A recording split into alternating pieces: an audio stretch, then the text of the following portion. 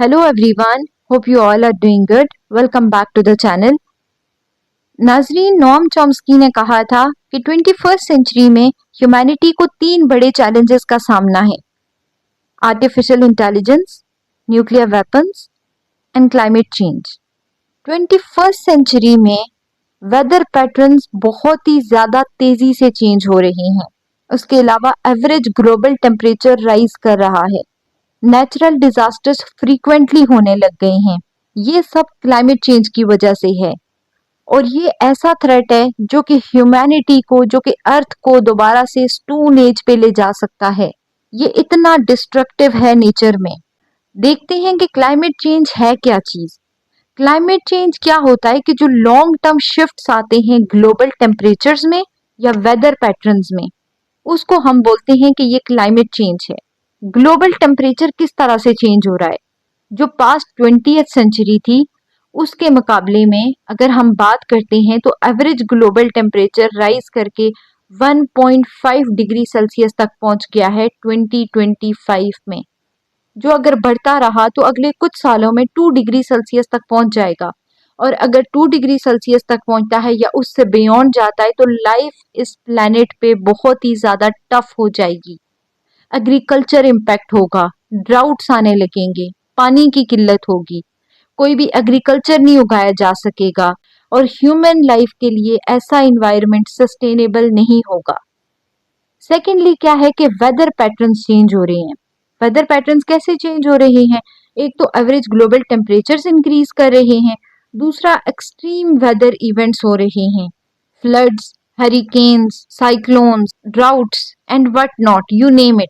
उसके अलावा किसी रीजन में रेनफॉल नहीं हो रही, किसी जगह पे बहुत ज्यादा हो रही है। ग्लेशियर्स बहुत तेजी से मेल्ट कर रहे हैं, कहीं पे बर्फ हो ही नहीं रही है, किसी एरिया में बहुत ज्यादा हो रही है, किसी जगह पे अगर पहले होती थी दिसंबर में, अभी जाकर फरवरी में होती है। तो ये सारी की सारी चीजें रिफ्लेक्ट करती हैं क्लाइमेट चेंज को। लेकिन सवाल ये पैदा होता है कि हम इस कंडीशन तक पहुंचे कैसे हैं? ऐसे कौन से फैक्टर्स हैं जो आज हमें इस लेवल तक ले आए हैं? ये क्लाइमेट चेंज की रेस स्टार्ट होती है इंडस्ट्रियल रेवोल्यूशन के बाद। इंडस्ट्रियल रेवोल्यूशन के बाद जब बड़ी बड़ी फैक्ट्रीज बनना शुरू होती हैं तो वहां से कार्बन डाइऑक्साइड इमिट होना शुरू हो जाती है। पॉपुलेशन बढ़ती है, टेक्नोलॉजी एडवांस होती है तो और ज्यादा इमिशन इंक्रीज होती है और डेवलपिंग कंट्रीज इकोनॉमिक ग्रोथ की रेस में क्लाइमेट चेंज में इजाफा करते जाते हैं। अगर हम टॉप कार्बन इमिटिंग कंट्रीज की बात करते हैं 2025 में, तो वर्ल्ड पॉपुलेशन रिव्यू के मुताबिक एंड वर्ल्ड रिसोर्स इंस्टीट्यूट के मुताबिक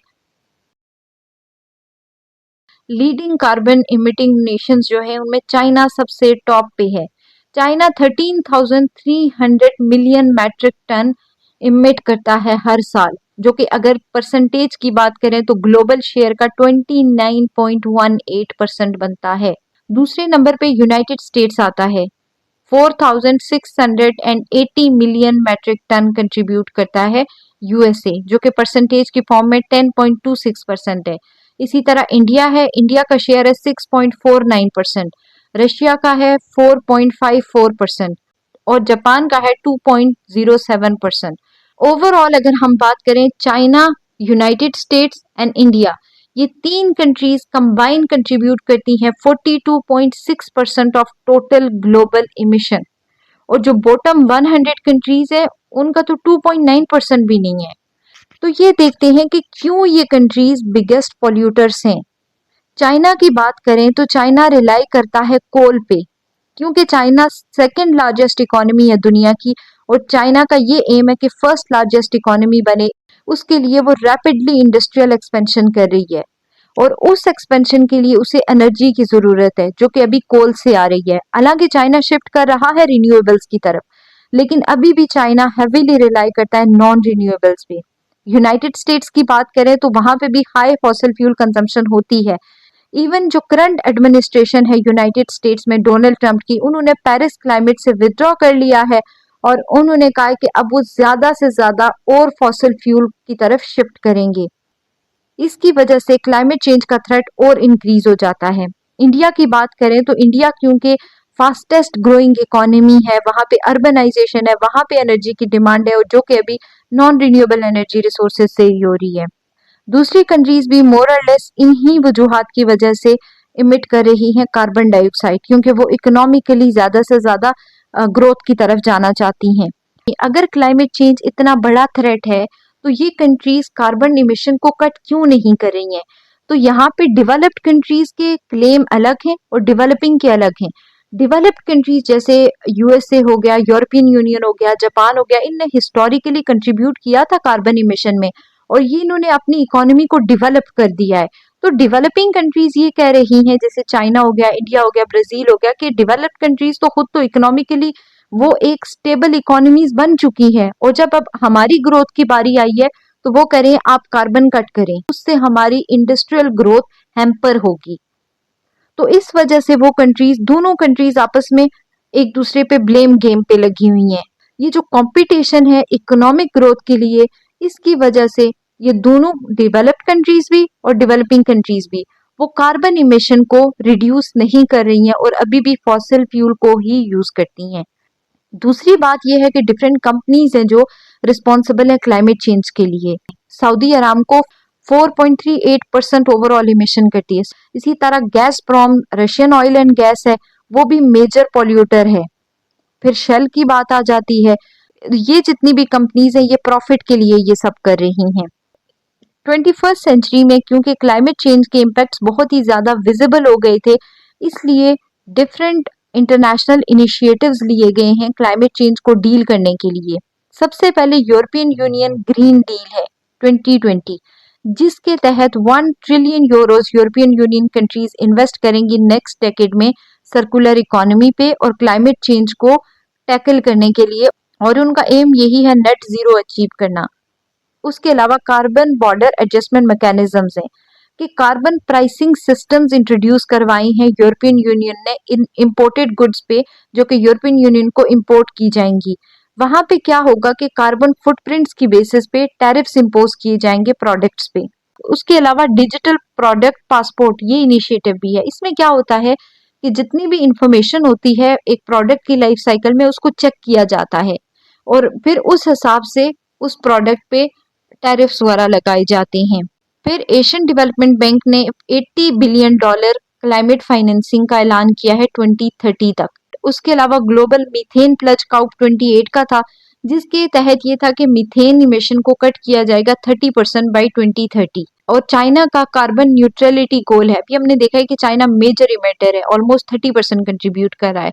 तो चाइना का ये कहना है कि 2060 तक चाइना कार्बन न्यूट्रलिटी तक पहुंच जाएगा, क्योंकि चाइना हैवीली इन्वेस्ट कर रहा है रिन्यूएबल एनर्जी में। उसके अलावा जो कॉप 29 हुई है अभी लास्ट ईयर बाकू अजरबैजान में, उसमें ये है कि जो डेवलप्ड कंट्रीज है वो डेवलपिंग कंट्रीज को फाइनेंस करेंगी, उसके लिए $300 बिलियन 2035 तक वो दिए जाएंगे।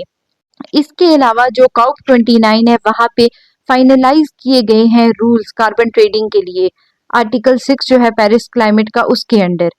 बाराक ओबामा का ये कहना था कि we are the first generation to feel the impact of climate change and the last generation that can do something about it, because climate change is not a distant threat, it is already here, और हमें timely act करने की जरूरत है। Otherwise ये जो planet जिसमें हम रह रहे हैं ये हमारी फ्यूचर जनरेशन के रहने के काबिल नहीं होगा। गवर्नमेंट लेवल पे यही किया जा सकता है कि पॉलिसी और लेजिस्लेशन की जा सकती है। कार्बन प्राइसिंग में कार्बन टैक्सेस को इम्प्लीमेंट किया जा सकता है, उसके साथ साथ डिस्करेज किया जा सकता है फॉसिल फ्यूल के यूजेज को। फिर ग्रीन एनर्जी सब्सिडीज दी जा सकती हैं। गवर्नमेंट को फंड करना चाहिए सोलर, विंड, हाइड्रो प्रोजेक्ट जितने भी होते हैं उनको। उसके अलावा स्ट्रॉन्गर कार्बन लॉज लेके आए, जैसे पेरिस क्लाइमेट है तो वहां पे हर साल जो मीटिंग्स होती है उन मीटिंग्स में पेनल्टीज डिफाइन की जानी चाहिए कि जितने भी इमिटर्स हैं वो बाइंड ना करें, वो सिर्फ और सिर्फ बातों की हद तक महदूद ना रहे कि हम ये काम करेंगे, बल्कि अगर कोई नहीं करता हर साल टारगेट्स डिफाइन किए जाने चाहिए कि इतना टारगेट है डिफरेंट कंट्रीज को मीट करना है और वो नेक्स्ट काउप में उसकी रिपोर्ट पेश करें। और अगर नहीं कर पाते हैं वो, तो उन पे प्रॉपर स्ट्रिक्ट एक्शंस लेने की जरूरत है। जैसे यूरोपियन यूनियन है, यूरोपियन यूनियन का यही एम है कि 2050 तक कार्बन न्यूट्रलिटी तक जाएंगे। चाइना चाइना का ये कहना है कि 2060 तक कार्बन न्यूट्रलिटी तक जाएंगे। उसके अलावा कॉर्पोरेट लेवल पे ये हो सकता है कि जितनी भी कंपनीज हैं वो ट्रांजिशन करें रिन्यूएबल एनर्जी की तरफ। जैसे गूगल है, एप्पल है, ये 100% रिन्यूएबल एनर्जी पे अभी ऑपरेट कर रही हैं। कंपनीज जितनी भी है वो स्विच करें फॉसिल फ्यूल से क्लीन एनर्जी की तरफ, सोलर है, विंड है, उनकी तरफ। और बहुत सारी कंपनीज ने तो ऑलरेडी ये काम कर भी दिया है, जैसे गूगल है, एप्पल है, वो तो 100% रिन्यूएबल एनर्जी पे शिफ्ट हो गई हैं। फिर ऐसा है कि सस्टेनेबल बिजनेस प्रैक्टिसेस अडॉप्ट करें, जैसे कि ग्रीन सप्लाई चेन की तरफ जाएं, वेस्ट को रिड्यूस करें, इको फ्रेंडली प्रोडक्ट्स लेके आएं, जैसे कि आइकिया कर रहा है। वो आइकिया का यही एम है कि 2030 तक वो नेट जीरो इमिशन पे पहुंच जाएगा। कंपनीज और कंट्रीज इस मसले को अकेले सॉल्व नहीं कर सकती, इंडिविजुअल लेवल पे भी एफर्ट्स की जरूरत है। रॉबर्ट स्वान जो कि एक एनवायरमेंटलिस्ट है, उनका ये कहना था कि हमें जो ग्रेटेस्ट थ्रेट है हमारे प्लेनेट को, वो यही हमारे अंदर बिलीफ है कि कोई और आकर उसको बचाएगा, कोई और आकर नहीं बचाएगा। ये हर एक इंडिविजुअल की एफर्ट मैटर करती है, ये आपकी एफर्ट मैटर करती है, ये मेरी एफर्ट मैटर करती है, ये 1000 जो इंडिविजुअल्स हैं जो कि अपने आप को कुछ नहीं समझते, ये उनके छोटे छोटे स्टेप्स मैटर करते हैं। जैसे एनर्जी कंजर्वेशन है, आप एलईडी की तरफ शिफ्ट कर जाओ, एनर्जी एफिशिएंट अप्लायंसेस यूज करो घरों में, स्मार्ट सिस्टम लेके आओ जिससे कार्बन फुटप्रिंट्स को रिड्यूस किया जा सके। उसके अलावा सस्टेनेबल ट्रांसपोर्टेशन यूज करें, जैसे आप पब्लिक ट्रांसपोर्टेशन यूज करें या साइकिलिंग की तरफ शिफ्ट कर जाएं, या इलेक्ट्रिक व्हीकल्स आप यूज करें ताकि कार्बन इमिशन कम से कम हो। और एयर ट्रेवल्स को बहुत ही ज्यादा रिड्यूस करें, अगर जरूरत नहीं है तो ना करें।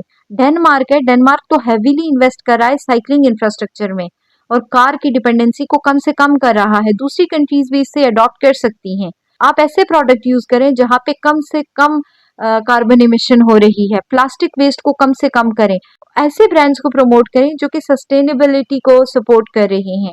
उसके अलावा टेक्नोलॉजिकल इनोवेशंस लेके आए, स्मार्ट एग्रीकल्चर लेके आए, जैसे कि स्मार्ट एग्रीकल्चर में वर्टिकल फार्मिंग लेके आए, प्रिसीजन एग्रीकल्चर लेके आए जहां पे पानी का इस्तेमाल कम से कम हो, रिफॉरेस्टेशन की तरफ जाएं, एफॉरेस्टेशन की तरफ जाएं, जैसे पाकिस्तान का मिलियन सुनामी ट्री प्रोजेक्ट था, इस तरह वाले प्रोजेक्ट लेके आए।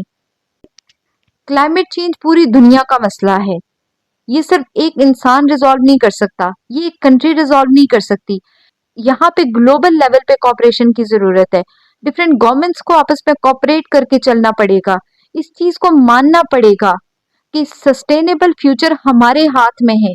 ये टाइम है, ये सही टाइम है इस पे एक्ट करने के लिए। डिफरेंट कॉरपोरेशंस को ये समझना पड़ेगा, डिफरेंट कंपनीज को ये समझना पड़ेगा कि अगर ये प्लेनेट ही नहीं रहेगा तो फिर प्रॉफिट का क्या करना है, फिर इकोनॉमिक ग्रोथ का क्या करना है।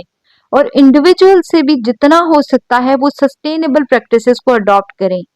इस तरीके से हम अपने प्लैनेट्स को सेव कर सकते हैं। अदरवाइज हमारी फ्यूचर जनरेशन के लिए हम एक ऐसी जगह छोड़ के जाएंगे जहां पे लाइफ पॉसिबल नहीं होगी। आई होप ये वीडियो आपके लिए इंफॉर्मेटिव रही होगी। मिलते हैं नेक्स्ट वीडियो में।